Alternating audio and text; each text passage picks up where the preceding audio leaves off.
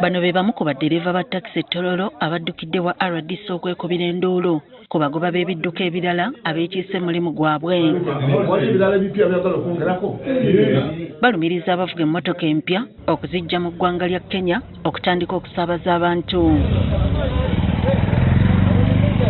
Kino bakikola ate nga kulayisa atagambika kubanga bo tebafiirwa kuba tebalina kye basasula nga n'amafuta babawa buwi. Emoka namba leseze nti emoka zino eziva e Mombasa nga mpya eziyingira eggwanga oluusi nga zigenda mu bweni mu bayindi abadereeva abo abazivuga be basinga okutusumbuwa. Batusumbuwa batya? Ye emoka abaafunye mukama amwadde ssente z'amafuta buli kimu ekiri kutugambe n'akosa akisaako asobola okusitula omusaabaze efe gitwalira emitwalo 2 ye n'amutwalira mutwalo olwokuba tannakyateekamo.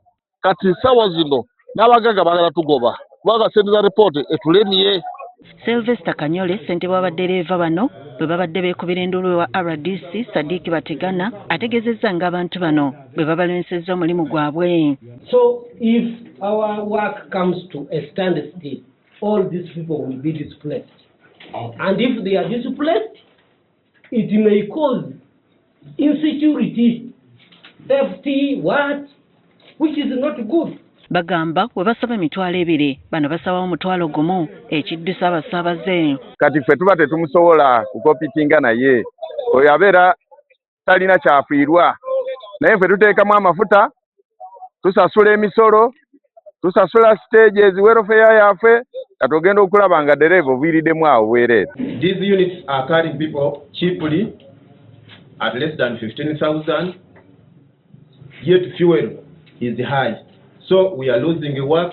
Bagezezzaako okwekubira enduulu naye nga buteerere kwe kuddukire wa RDC.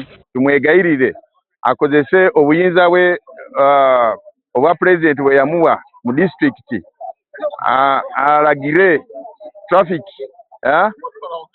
basobole okukwata emmotoka ezo ezironda ezitiika abantu.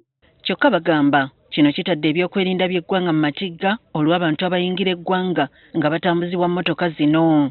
Twera numberless n'abantu abayingira eggwanga nga tetumanyi. Osanga omusajja mu beruberu baba bayita baki babayita bawulya bayitulya omuntu n'ava e Kenya ku pikipiki n'ayita n'asalako gundi steegi katono n'ayingira ekkubo n'ajalinyira mmotoka ku looko oba agenda alinye twera eri ku best ku UCI oba alinye mu koona. Kati ndaba nti gavumenti nayo eri mu matiga. RDC Sadiiki Bategana bana basuubiza nga bwagenda okutuusa ensonga yaabwe eri olukiiko lw'ebyokwerinda olwa disitulikiti eteesebweko. We feel that meeting should now have fruits to bear. We call you to be patient because the next DSC we have now baptized this for next Saturday. You will give the names of the taxi operators, the heads of tax operators.